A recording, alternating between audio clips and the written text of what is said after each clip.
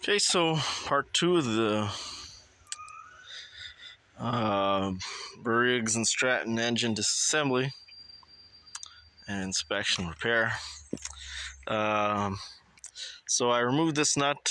I used a wrench, adjustable wrench that has a socket, and I'm just lacking tools here.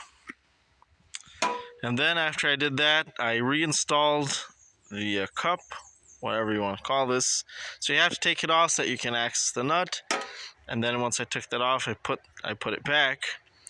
And then I use a 3/4 socket to give enough space to be able to use this tool, because these fuckers, these dumb ass punks, don't know how to make tools, so they make it so that it's not long enough to actually reach all the way. So you actually have to use a spacer.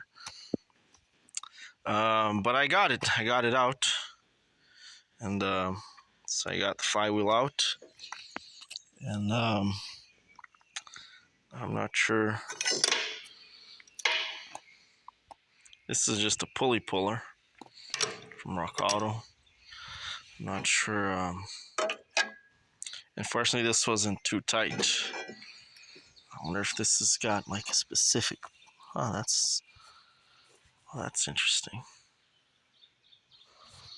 There's nothing actually on the back of the flywheel. Okay, but yeah, that little hole there indexes on that little screw right there.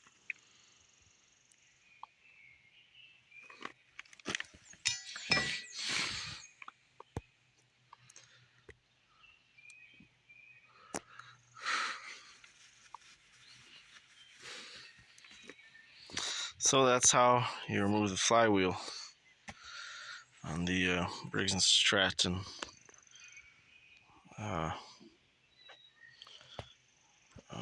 engine.